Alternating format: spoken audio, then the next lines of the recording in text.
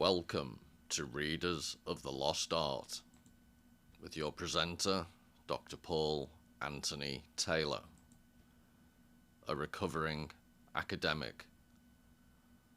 And the title of today's talk is Cathedrals of Real Space, a walk down Liverpool's Hope Street.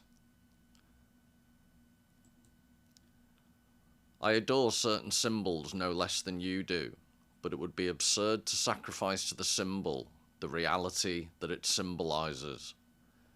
Cathedrals are to be adored until the day when, to preserve them, it would be necessary to deny the truths which they teach. Proust, à la recherche de temps perdu. Well, hi everyone, this is what we're going to be looking at today in pictorial form. It's from the River Mersey. Forgive me if my voice cracks and I get all emotional. This is like the Ganges to a Hindu. But on the left you have the Anglican Cathedral, and on the right you have the Metropolitan Catholic Cathedral in Liverpool. And in between will be another cathedral, inverted commas, a pub called the Philharmonic Dining Rooms, which has been referred to, mostly by me admittedly, but it's been referred to as the Cathedral of Pubs. So the theme today are three cathedrals of a certain type. Now, I am going to make some comments that are critical, not of the Anglican Cathedral necessarily itself, but the way it's being used.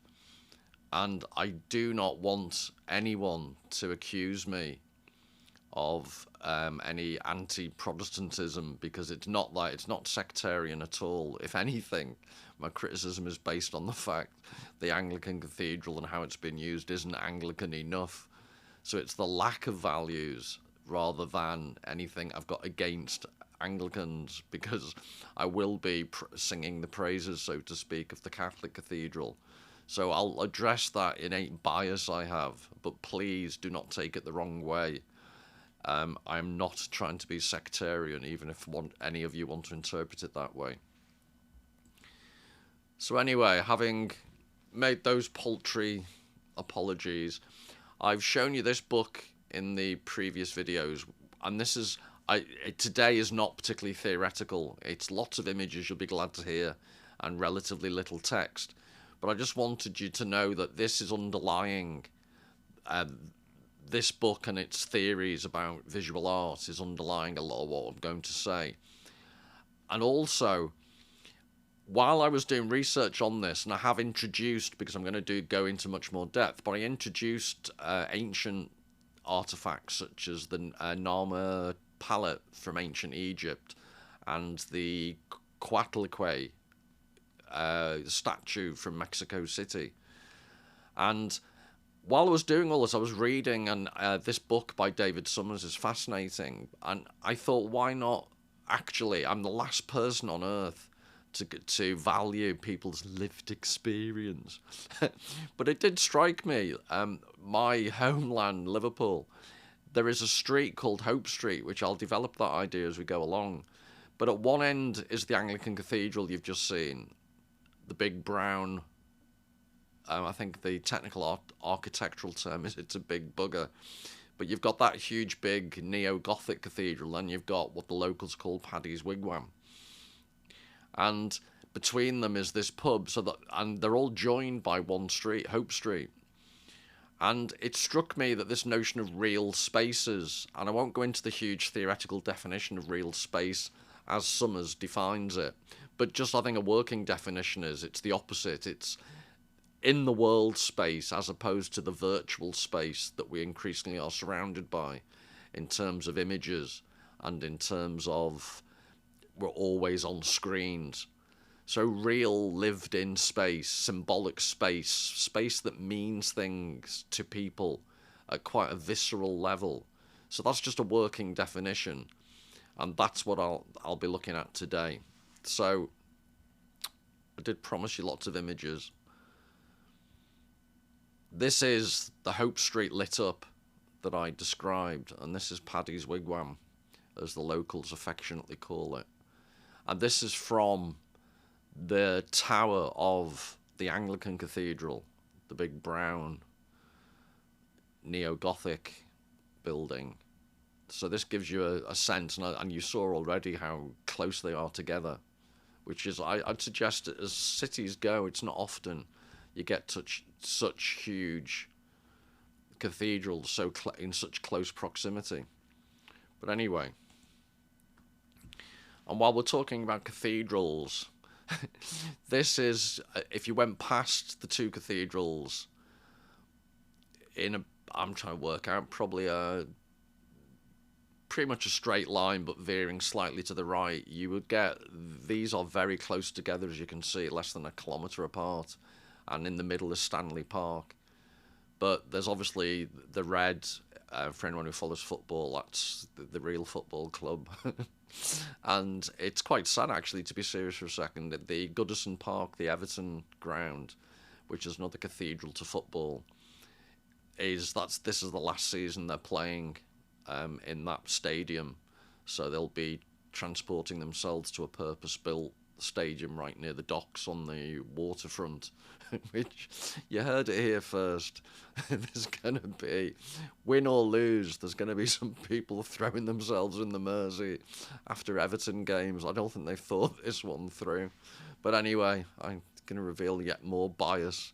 So I'll be offending Anglicans and I'm offending Evertonians, but hey-ho. Right, so this is... And what's fascinating about the Anglican Cathedral, which I'm showing you now, is it's on a hill. Is it St. James's Hill? It's on basically a big rocky hill, and what you can't see behind those railings is a big cavernous gardens that separates it. So this is one not particularly salubrious view, because this is quite a deserted area of town on this side. And the other side is more landscaped. But I just wanted I'll show you more photos, you can get a sense of the scale. It's I said before, it's a big bugger. And it's one of the world's biggest and most recent examples of neo-Gothic architecture. I think it has the highest, I'll show you in a second, inside it has the highest Gothic arches in the world.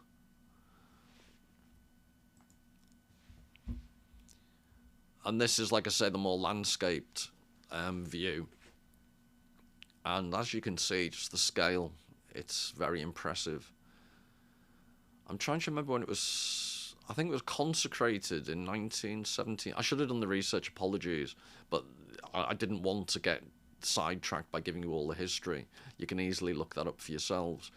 But I think they began building it in 1900-ish, and it was consecrated round about 1979, but I don't think it was officially finished. Because in my lifetime, when I was younger, it was finally finished. So it wasn't finished for quite a long time. It was a work in progress. But anyway, that's a sense of the scale. And here is what I mentioned about the Gothic interior arches. And what's interesting is, it's huge on the outside, but when you come in, it's slightly anticlimactic, in my humble opinion, and I need to get right from the get-go. This is my subjective opinion all the way through, because I spend all my time doing these videos trying to be relatively objective, trying to present other people's theoretical opinions. So I just wanted to explore this notion of real space. You know, what does space mean for me from my homeland, giving some very specific examples, which I would claim, so yes, it's all about Liverpool, it's all about me, but these are world-class buildings I'm referring to, and I'll fight anyone who tells me otherwise, because they're just, whether they're to your particular taste or not, they're monumental buildings in the literal and metaphorical sense of the word monumental. So anyway, I'm heckling myself. But this is, I'd suggest, quite stunning, especially if you're an aficionado of sandstone, which is, I believe, the rock used. And this, now I need to gather myself, and this material writes itself. This is the interior you've just seen. And I've also shown you Liverpool Football Club, their home ground. This was the Christmas party for staff, so not the players, not the management, but for the support staff. So they lit it up inside. This is the inside of a cathedral that they lend over to social events. So already, without bigging myself up and giving myself false a patina of godliness, I feel like Jesus must have felt when he was driving the moneylenders out of the temple. I just think this is my club. So I love the club, the symbolism, but for this to be happening inside a cathedral, I find truly bizarre. I really do. And the kicker was, so I'll just show you one more. So please remember also this image, because this is stained glass that I'm going to show you again later on in a slightly different context, the same view. So again, this is just another angle of this staff party, but they had to finish the party slightly early because I shouldn't laugh, but they found drugs in the toilets, so they brought it to a screeching halt. And what you'll find later on is I'm going to give you some, without giving you a plot spoiler, I'm going to give you some quotes from members of the church team that is involved in its use for public events and cultural events. And I'm surprised at the time when this got closed down for drugs, they didn't come out with some statements to say that, we think it's important for all our drug-using believers to have a place they can go, because that's how ridiculously non-principled they appear to be. But anyway, winding myself up. But here is the stained glass, sorry. And this is where I just need to keep my sense of humour on this, because I just find this so depressing. Below the ticker tape neon thing you can see it says, "I felt you and I knew you loved me." And this is by an artist. It's an installation by an artist called Tracey Emin. And I, again, will keep my lips sealed as to what I think of Tracey Emin's work. Please check it out for yourself. So you've got stunningly beautiful stained glass, Gothic, neo-Gothic art, stained glass, reaching upwards, transcendentally reaching to the heavens. Beautiful. And then you've got this horrible neon sign and the double entendre. Given that Tracey Emin, one of her most famous works, it was called Unmade Bed, and it was gross, basically. I think there's a list of all the people she'd slept with in this bed, and like condom wrappers and things lying around. It was a modern art installation. I hope I haven't misrepresented it, but that's my memory of it, which might be quite jaundiced. But this, "I felt you and I knew you loved me." If you knew Tracey Emin, it's not my perverted mind seeing a double entendre there. So A, what's a neon sign doing in a place of a sacred place like a cathedral? B, what on earth, in the name of inclusivity, we now have double entendres. Not often words fail me, so I'll just quickly move on. Right, this was in 2024. Oh, sorry, so I was completely out. The consecration. It might have been 1979 that it was finally finished, so I might have got my dates mixed up. So it was consecrated in 1924. But this was an art exhibition in this cathedral, the Anglican Cathedral, called Monadic Singularity, which sounds like the type of title I would have seen for a cultural studies paper when I was still unfortunate enough to be an academic. It just reeks of modishness and trendiness. So Monadic Singularity by Anish Kapoor, who I think his father was Hindu and his mother was Jewish, but definitely not Anglican, which of course that'll be the last thing you'd expect an Anglican artist to have Anglican art in an Anglican cathedral. How ethnocentric. So this is the very Reverend Dr. Dean Sue Jones, Dean of Liverpool Anglican Cathedral. She said of this unmissable occasion, as we celebrate 100 years since this cathedral is consecrated for prayer and worship, it is great to welcome an iconic artist to our iconic building. I think she's sponsored by the Iconic Corporation.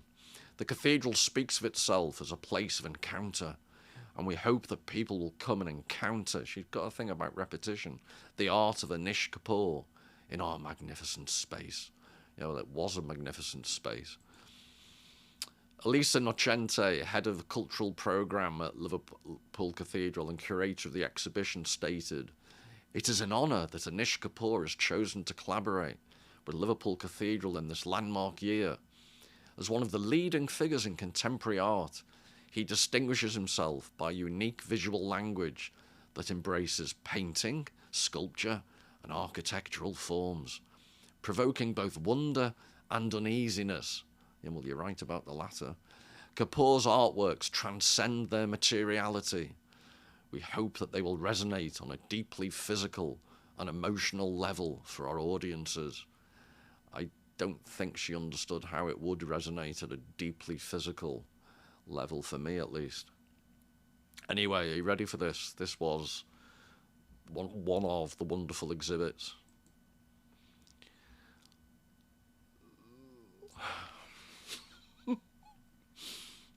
I will let the work speak for itself.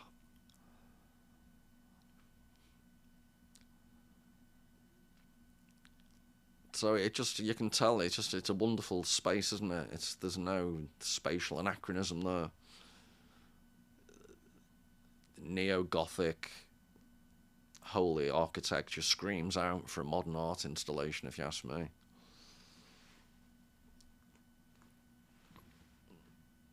And like I say, not often words fail me, but the only caption I could think of for this was "Ua Vicar."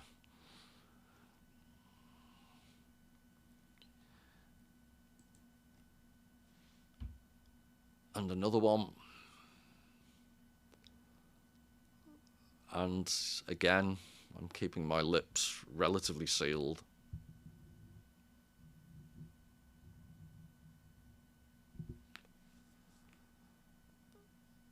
So I'm careful I've got to be careful what I might say.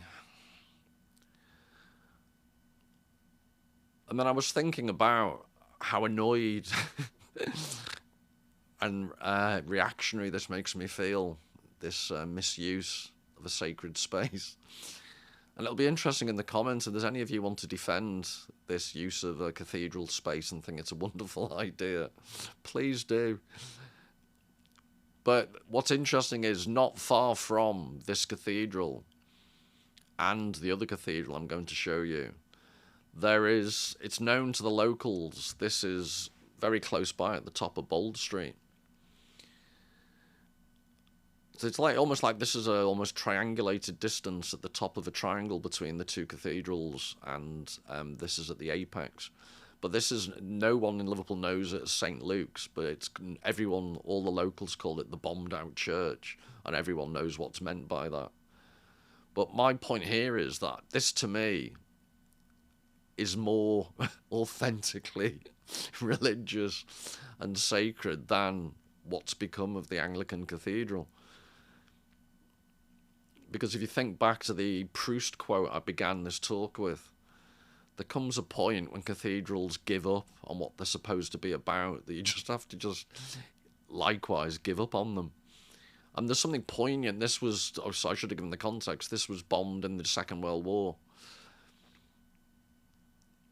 So this church retained some of its sacred nature despite the Nazis' best efforts. The Anglican Cathedral was never bombed, and it's emptier of symbolic value because of the actions of the people who were supposed to be its guardians. Outrageous.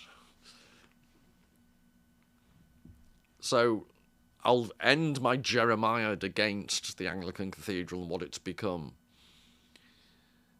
with this observation from Hannah Arendt.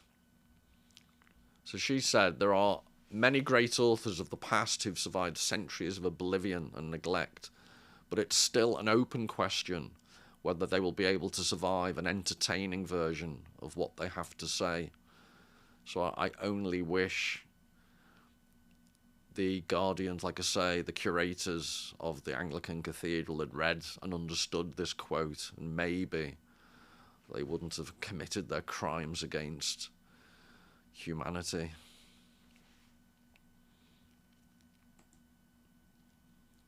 So moving on, I want to link up this idea of what is sacred space, and on a slightly lighter note, this idea of Baudrillard's Boozer, also known as the Irish theme bar. So I'm going to talk about it. There's obviously the sacred space of cathedrals, but in relation to what is real space, pubs strike me as having well, at least in Britain, I used to say when I was, because I've spent time, I lived in America for about 18 months in total, and if you ask me, people did, what are you most proud of about the UK? I used to say the NHS and pubs. I no longer say it about the NHS, and pubs are dying out at an alarming rate. But there is something still special. I'm going to show you the Cathedral of Pubs in a minute. But where this relates to Baudrillard's Boozer, Baudrillard's this French philosopher, theorist that I've quoted in other videos. And he and other thinkers like Umberto Eco have this notion of the hyperreal. What's more real than the real itself? So in relation to real spaces, they write about, and they don't give the specific example, but I think it fits perfectly. They talk about spaces that lose their original reference point and just become independent spaces of pure virtuality. And that sounds very wordy, but what that could be typified by is, for example, an Irish theme bar. So I'm from an Irish background, and when I go to a pub, I'm used to a certain authenticity in pubs in Britain. And even in Britain, that has a long, noble tradition of authentic pubs, examples of which I'm going to give you shortly, there is this phenomenon of the Irish theme bar. And in America, I've encountered so many of them, and I'll give you examples from other parts of the world. And so it's the idea of you take the supposed essence of the Emerald Isle, and this is the notion of the hyperreal. You make a bar more Irish than the Irish could ever hope to make it. So I think they basically crucified violins onto walls. I've seen bicycles nailed onto walls. It's always violins, the Irish tricolour flag, oversized leprechauns, oversized shamrocks. And I've seen some truly horrendous pubs like that in New York that are very proud of their Irish roots, but are just ridiculous. And then where it gets really hyper-real, there's been anecdotal stories, I don't know how true they are. I've only ever been to Dublin Airport. I've never managed on a changeover. I've never actually stepped out into Dublin. But there's anecdotes of some Irish bars almost imitating the imitations. So when Americans come to Dublin, they want to see real Irish bars, and the bars aren't quite Irish enough. So Irish bars start imitating the imitation of an Irish bar that started in America. And on and on. This is the hyper-real. It just feeds on itself, the fakeness. So I found I won't shame the company, but there's a global company that designs Irish bars for anywhere in the world. And this is the off-the-peg bar styles that they have. I won't go into the details, but the Trinity, the country, these are all styles that they can offer. So if you think I'm exaggerating about the concept of an Irish theme bar, I don't see why you should, because they do exist. But this is a company that earns good foreign currency by creating these monstrosities. And then this is just a slight tangent, but the notion of real space versus virtual space. When I still worked in the university sector and I'd go to different university campuses, I've been to a lot of American campuses, and they've always had to my mind, that often they'll have a certain type of landscaping in the main campus area. And because they're America has so much more space, and their universities, most of them, were built a lot later than their British equivalents, then I totally understand why there's this modern landscaping, and that they all seem to look often quite similar. And then I noticed it creeping in to some universities in the UK. There's a certain landscaping in the central part of the campus, and I'm guessing it's partly, they'd never admit it, but it's to make international students feel more at home and make it more generic, because God forbid it should actually look like an inner city English or Scottish environment. But anyway, it's yet more lived experience. So now a series of Irish pubs from around the world for your delectation. This is, I believe, from Lanzarote, because when you're in a sun-baked part of the world with palm trees, golden azure skies, the sun beating down, what do you think of? Ireland, of course. So you have to have an Irish bar even in Lanzarote. This is Krakow in Poland, and I only show you this because I've actually had a drink in this pub, purely for research purposes, I hope you understand. And as they go, this wasn't too bad. But again, of all the beautiful pubs in Krakow and Poland, the idea that you have to create an Irish one, I don't get it. And then this isn't an Irish theme bar, but I wanted to mention on this topic. I'm trying to remember where that I took this picture. It's on Wikipedia or whatever. But so this was just an example of a sports bar. I've forgotten which American state it is. I think it might have been Georgia. So apologies to Alex Sports Bar if I've got it wrong. But I had an experience. I was in a bar similar to this. It was more of a strip mall, if you know what one of those is. It was in, I think it was Long Island, maybe near Massapequa, where I had a friend. So I'm staying, and I went for a drink with him, and it was like more. This actually has more character than the one I was in.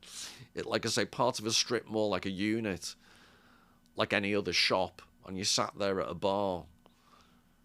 The only good thing about it was the monkey nuts on the bar, which was free. I ate quite a lot of.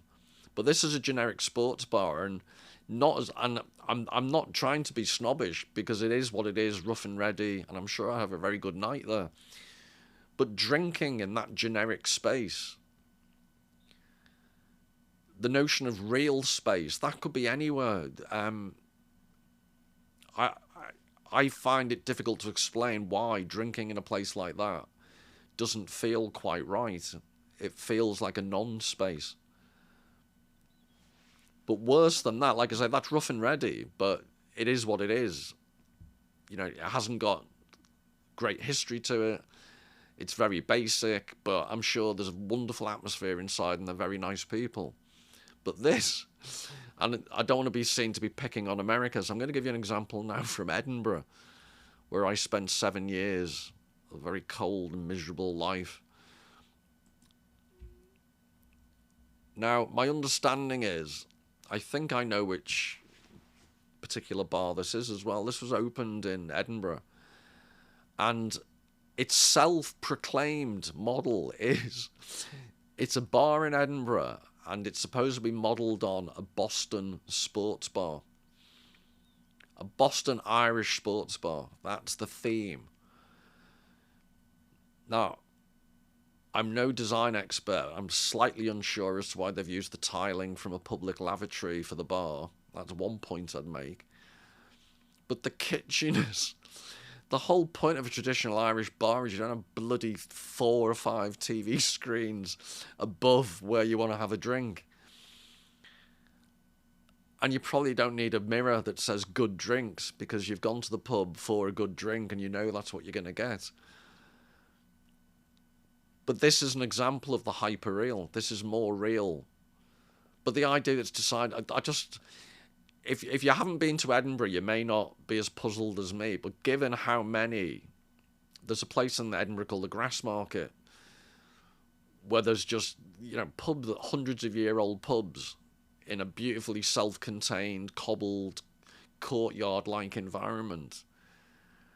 So why on God's green earth, green being the operative word in this instance, you would need to try and replicate a Boston Irish sports bar in the middle of Edinburgh? This is a good example of hyperreal non-space invading real space. There is nothing bright and cheery and glamorous about Edinburgh, trust me. And maybe that's why they've gone for it. But, very, very odd. And just in case you're not as exercised by me, by the horrors, what I want in my favourite pub is obviously a life-saving inflatable ring.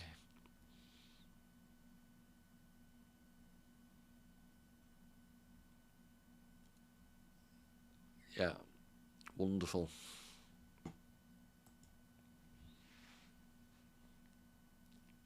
Just in case you didn't get the full glitz effect. Kitsch on steroids.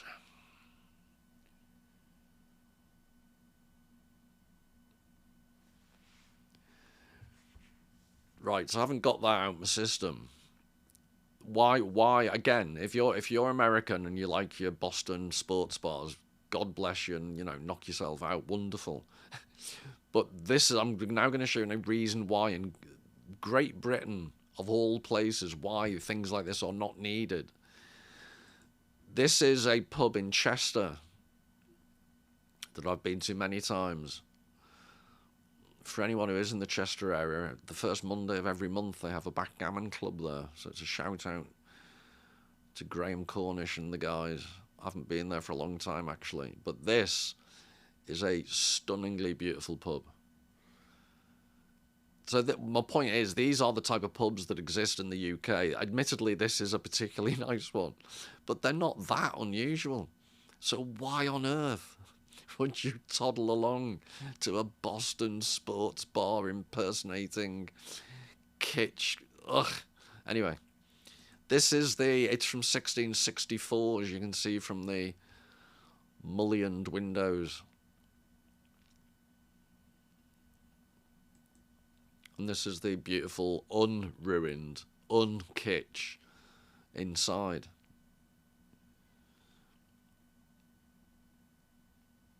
And I could just keep showing images of these type of pubs all day. I'll resist the temptation, but the upstairs is wonderful as well. That's hardly ever used from memory. Now this is where, if I start getting emotional, please just bear with me, because this is my favourite pub in the world. And I'm not even exaggerating in this sense. Obviously, I haven't seen every pub in the world, but more than you might possibly think. And I've travelled quite widely and spent significant amounts of time abroad. And I have never been in a pub as nice as this. So I think it's perfectly valid to call this the Cathedral of Pubs. And it's a rainy day, which I was keen to show you a rainy day photo because it's more realistic. I always feel a bit fake showing sunny pictures of the UK. But this is the entrance, the main entrance. And it reminded me slightly of when I was in Madrid. Madrid has some wonderful design wrought iron entrances to banks and public buildings. And from memory, the Philharmonic pub was built in, I think it was 1898 to 1900. And this is the inside.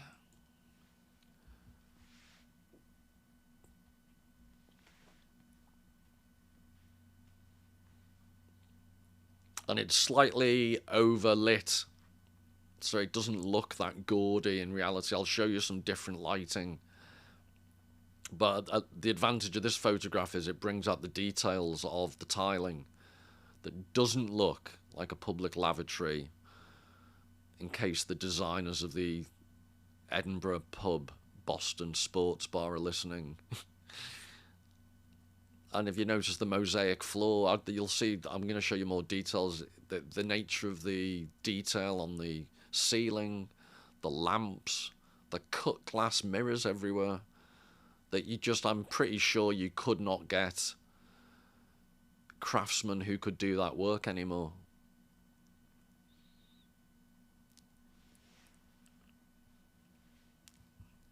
I think I'm beginning to tear up. It's quite emotional for me.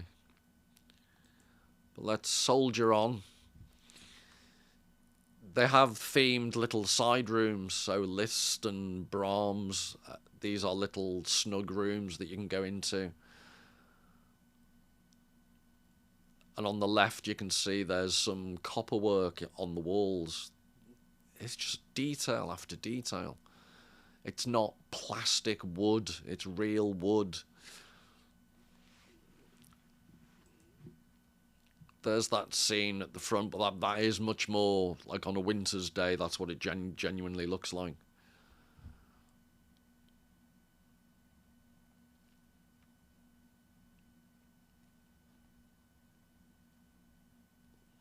I'm very conscious. I could do this for hours, just look at pictures of a pub, and I have to remind myself maybe that's not everyone's cup of tea. So I will make some points about this after, just show you a few more. So these are the type of details. This is the glasswork.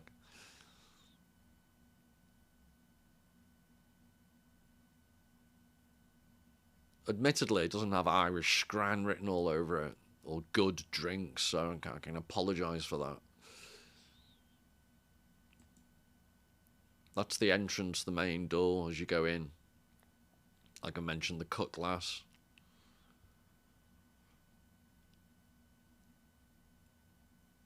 So it was always a favourite TV programme of mine, Cheers, set in Boston. And that's interesting because I think I visited the fake. I went down, there's a real steps that you go down in Boston. I think they modelled it on, but I'm pretty sure the actual pub never existed. It was just a TV studio.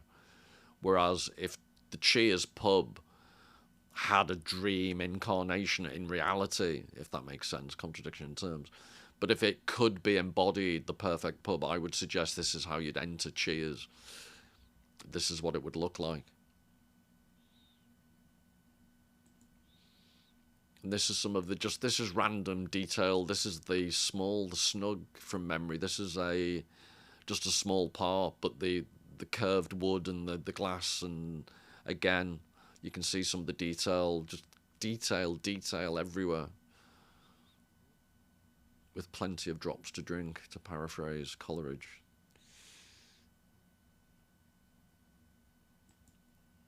This is the copperwork, in case there's any copperwork nerds out there.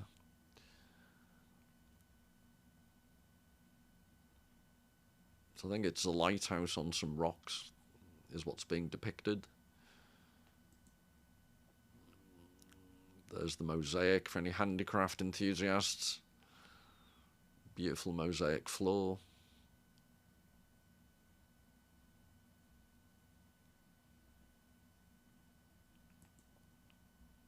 And the pièce de résistance. It's the downstairs. There's an upstairs dining room. This is the downstairs dining room. And you may not, if you look up, you can see the skylights are stained glass, chandelier. Everyone just in Liverpool just drinks here as if this is normal. And I hope by now I've shown you enough detail just to suggest that is what a real pub could be if contemporary society wasn't saturated with ersatz, imitation, sports bar type aesthetic.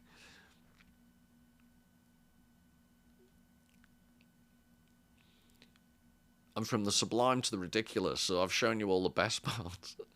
But ironically, what's maybe the Philharmonic pub in Liverpool is most famous for is the following.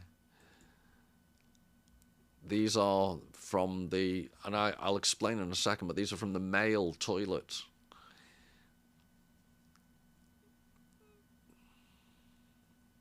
which I'll emphasize at this point, I do not, despite rumours to the contrary, I do not spend an inordinate amount of time here.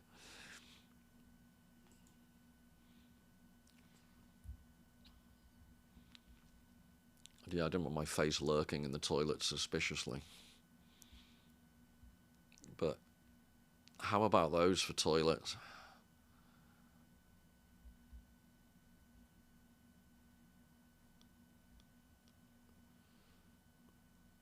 Ablutions turned into an art form.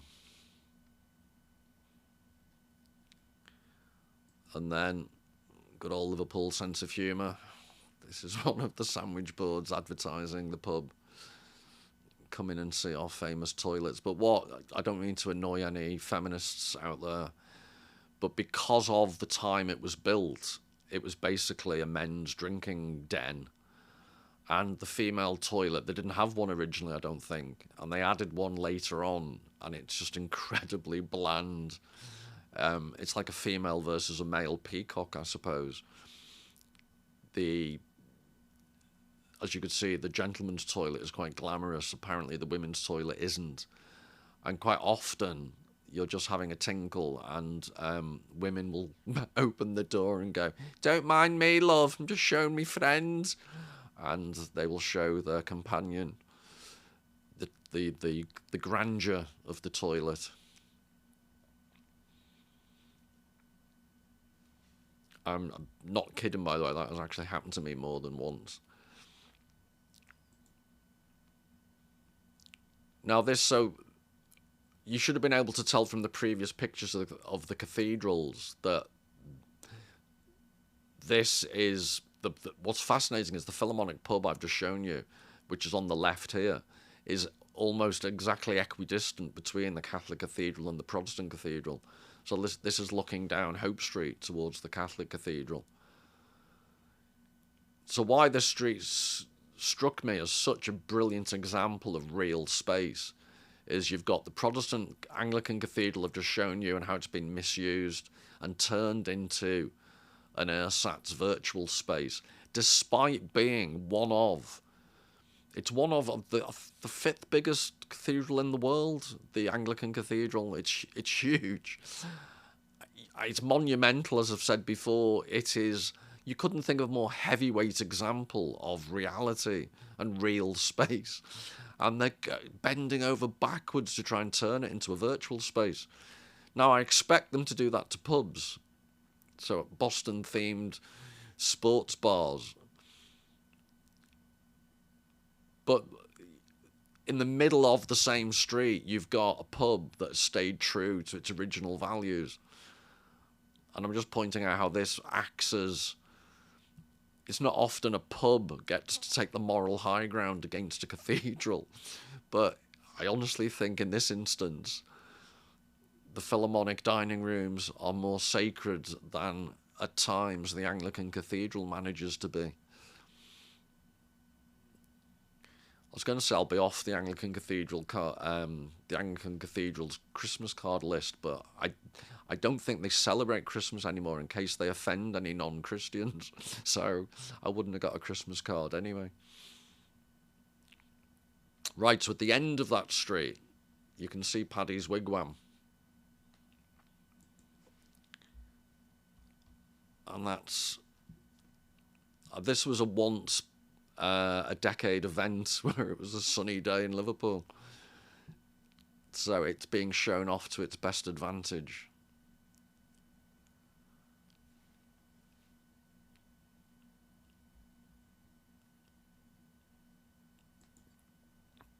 And there's a dramatic nighttime shot. And I'm genuinely going to be interested in the comments, because I did some early research. I looked at mostly American comments because, you know, tourists go to see this cathedral. And I was shocked. And this is how, you know, subjective architecture is. This is how subjective any type of design is. And full disclosure, I should have said at the very, very beginning, I did mention I'm from an Irish background. I'm a completely lapsed Catholic, but I was brought up in quite a devout Catholic family. So I don't have an objective viewpoint. Like, even if I say I'm a lapsed Catholic, I'm obviously got deep-rooted cultural biases. But what fascinates me is this looks like a spaceship. And lots of American tourists, if you go on various review sites, really don't like it. Whereas, and this is why it's very, very difficult for me to disentangle. This was opened the year of my birth in 1967. I know I don't look that old. But, so this is almost 60 years old. And it is so just superbly modern that I still, every time I go in it and look at it, I'm shocked at how avant-garde it must have been 60 years ago, given how hyper-modern it seems to be even today. So talking of which, this is a picture while you might be able to see in the background on the Anglican Cathedral, there's a crane that they're still working on both. So I'm guessing this must have been the early to mid 1960s.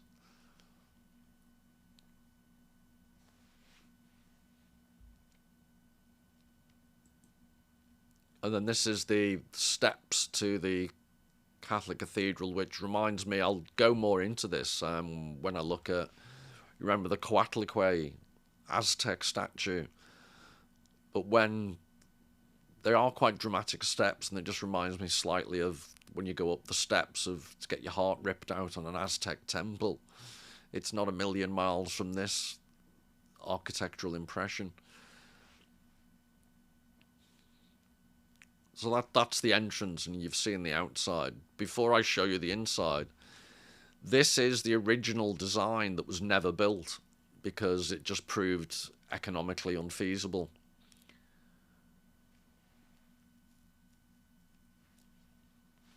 And I think if it had been built, the dome would have been the biggest dome in the world. And what's interesting is, I don't have any pictures because I could just endlessly show you pictures, but if you think of the floor plan, that this is a scale model. The floor plan, they did build the crypt, the foundations.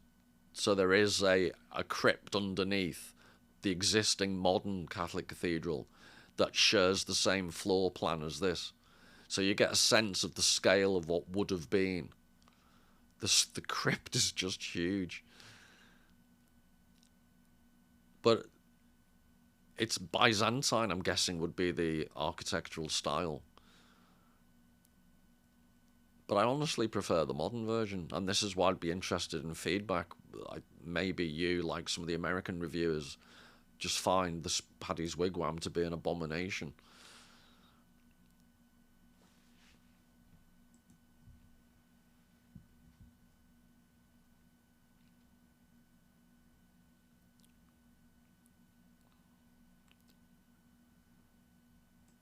So this is the reverse view. This is from the steps of the Catholic Cathedral. You can see the Protestant Cathedral in the background. And Hope Street runs straight before you. And on the right-hand side, at that intersection, that is where the Philharmonic pub is. So that's what I mean by it's almost exactly equidistant. So hence the whole theme of this talk being, inverted commas, there are 3 cathedrals in such a unique geographical space. And if anyone happens to be anywhere near Liverpool, on the left-hand side behind that glass artwork, the Everyman Theatre is there. So there's some great bars and stuff on that road. So it's an absolute, whenever I go to Liverpool, I spend most of my time in this street. I don't bother doing much else.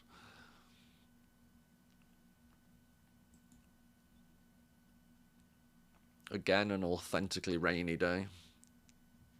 This is from the steps and the foyer.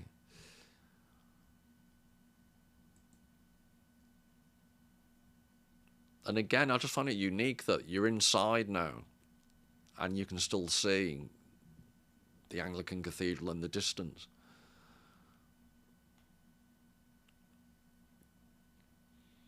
Now, what I'd be now interested in is the from the outside, some people just do not like the brutalist wigwam shape of the Catholic Cathedral. And I think it contrasts quite markedly with the atmosphere that you get inside. So this isn't particularly exaggerated.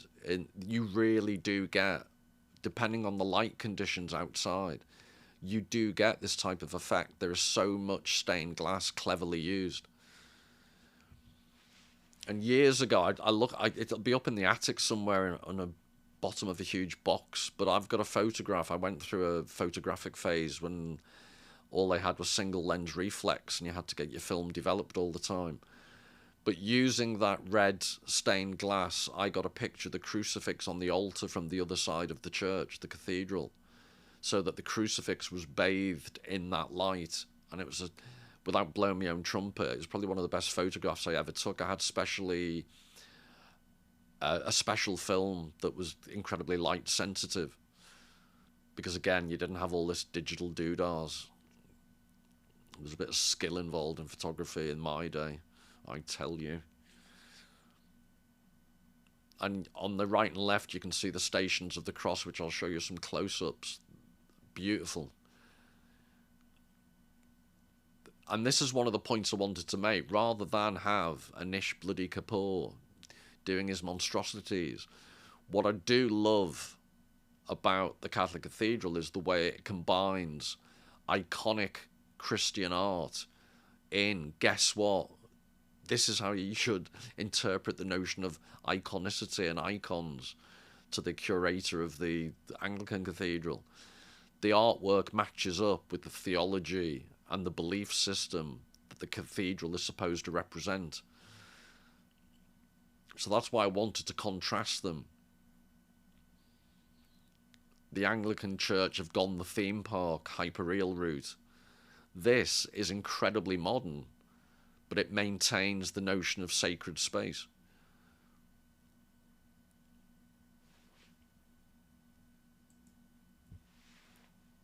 And again, people may hate this because it looks like the inside of a warehouse. Because normally I do not like brutalist architecture, but there's a brutalist industrial quality to the ceiling that's blended with a stunning spire that you saw from the outside. It's also iconic because it represents the crown of thorns that Christ wore. So the iconicity, the design is just brilliantly done. And as you walk around the church, this is just, you'll see that obviously the red section of the stained glass. But as you walk around the huge circle of the church, the lighting changes because the stained glass are different colours. And it made me think tangentially of, this is the Rothko Chapel in Houston, Texas, and I believe that this was an earlier rendition because they've muffled, this is what made me think of the connection, was they have a skylight that in this instance is muffled. And the complaint was that everything was too murky. So I believe this is the more modern version, and apologies if I've got that back to front or completely wrong. But they've used like a Venetian blind system and more light is let in.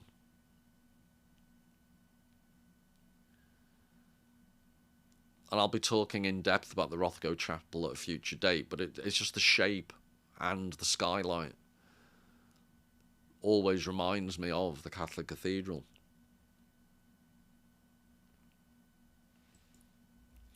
But these are just, they're not numerically in order. These are examples of the Stations of the Cross, and just throw it out there. The Rothko Chapel, I believe, has 14 Rothko paintings, and there are 14, unless I've misremembered, 14 Stations of the Cross.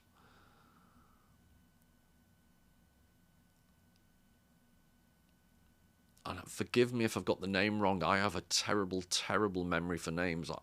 I think this was a guy called Sean Rice was a Liverpool artist who produced these beautiful sculptures of the Stations of the Cross.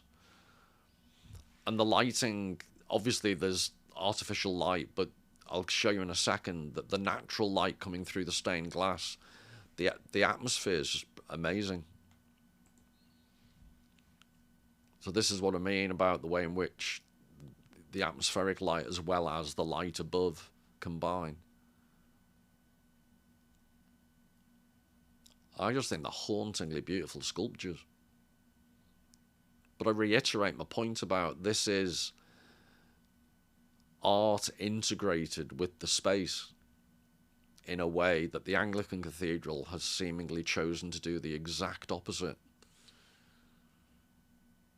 And this is the integration of, I'm hoping and I'm assuming if you weren't Christian, if you're not Christian, the Stations of the Cross, I hope you would appreciate the artwork, but the relationship between the artwork as art and its association with the theology adds to the overall effect if you're being brought up in that faith. But the Rothko Chapel is deliberately interdenominational. It's non-denominational.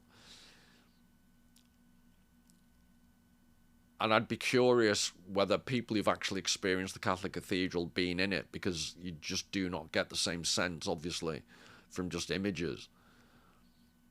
I understand if the actual iconography and the theology, the theological references are either lost or don't appeal. But I do think there's almost just a purely spiritual, non-denominational aspect to the Catholic Cathedral, which is what's always intrigued me, how it manages to do both. But that might just be my wishful thinking.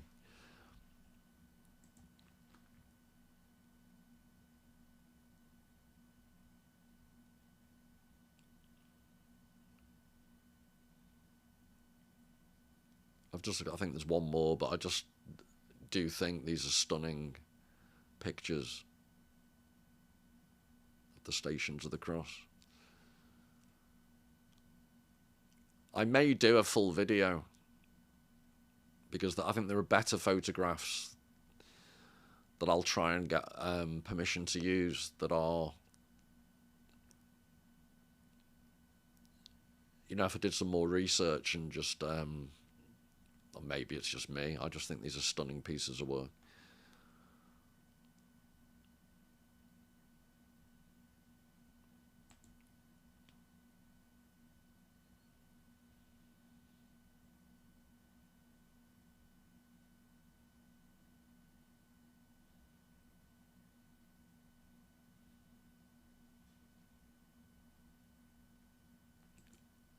And then not just so the Stations of the Cross, what I haven't mentioned is all the way around, so it's a huge circle. All the way around are inset chapels that you can walk into, and they're often filled with artwork. So this is just to give you a sense of the atmosphere and the scene, but this is from behind, but I'll show you now the actual sculpture that's represented. Now, this is my point about you can appreciate at the artistic level, but the theology is also adds a whole, you know, obviously massively significant dimension. But this is the idea, I think in Hebrew it's the Akada. It's the binding of Isaac, where he was bound to the altar and Abraham was prepared to sacrifice him. God says eventually no, having found out that Abraham was willing to go that far. God then says to Abraham, no, go to a nearby bush and you'll find a ram that's trapped in it, and you sacrifice the ram instead. And that's what this is depicting. And there's a whole video I could do on the Akada, the binding of Isaac, because there's a debate within theology whether it's part of the early Jewish monotheistic tradition whereby, almost like as an ideological treatise, the Bible at that point was trying to persuade people to stop child sacrifice, which was practiced in that part of the world. And interestingly, in the Bible, it's mentioned Abraham and Isaac go up to the mountain, but I think the verse afterwards, only Abraham comes back down. So it's a scary thought. But there are serious, it's disputed, but there are serious theologians claim that it's all about actual child sacrifice. And then the Bible became this method of trying to persuade people to go to a monotheistic, stop worshipping the golden calf, stop sacrificing people. But anyway, that's a whole other complicated story.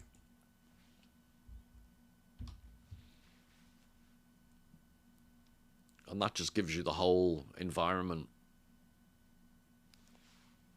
So it's a fisheye lens, so it is slightly distorted. But that's the only way you can get the whole inside in one shot. And then this may look exaggerated. This actually is, when you're inside, these are the type of light effects that you get. And I also wanted to show you this because mirroring the spire that imitates the crown of thorns, the lighting above the altar is also resonant with the crown of thorns. And it's my most vivid memory. I think the colour, like I say, depending on the way the light is outside, but the dominant colour is bluey purple.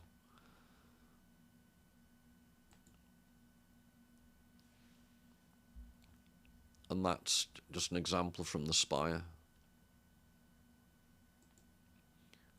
But as I said before, there's also, if the suns are certain on the opposite side, you get the red coming through. And it goes down onto the altar as blood red. It's just incredible. But also, if you notice the industrial nature of the roof, the interior of the roof, that is not pretty. But in my mind, the overall effect, it doesn't detract whatsoever. If anything, it adds. Because if you had Rococo or complicated sculpturing around that spire, it would distract from the purity of the light. So I just think the whole thing works brilliantly in a way I never would have thought I'd be sympathetic towards it.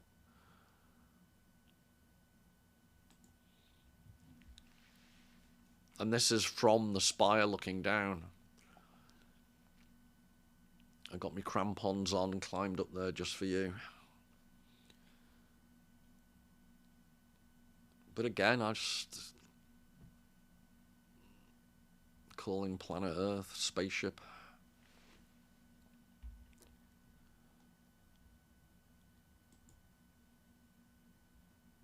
And that's, I guess, probably the sunniest. On a very, very sunny day, that's the light effect you get.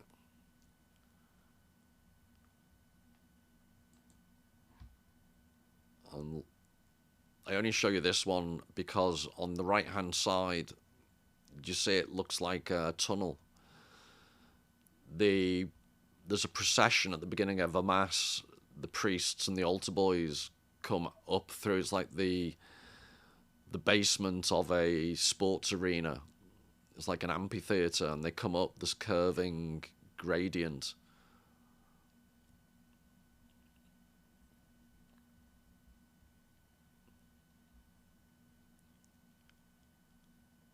And that's the overall, that's the, when it's all lit up using the artificial light in conjunction with the normal light.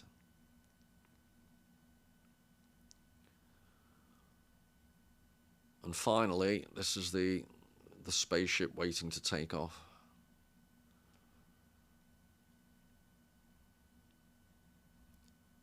But the whole point of showing you this is, and again, I'll be interested in comments, whether I do not think you have to be Catholic to appreciate the way in which that particular cathedral is akin. I'm genuinely interested whether people see the link with the Rothko Chapel, because I think they're trying to achieve something similar. But this has, I keep repeating, but this has the added theological elements of, if you're brought up in the Catholic faith, the iconology and various aspects. There are many more layers. But all of it points to, whether you're Catholic, Christian, or whatever, to my mind, it points to the relationship between real space and transcendent space, so notions of the beyond. And then the third element would be virtual space, which is some horrible, fake Boston sports bar representation of space that is neither real nor transcendent. It's just this horrible simulation of the hyperreal.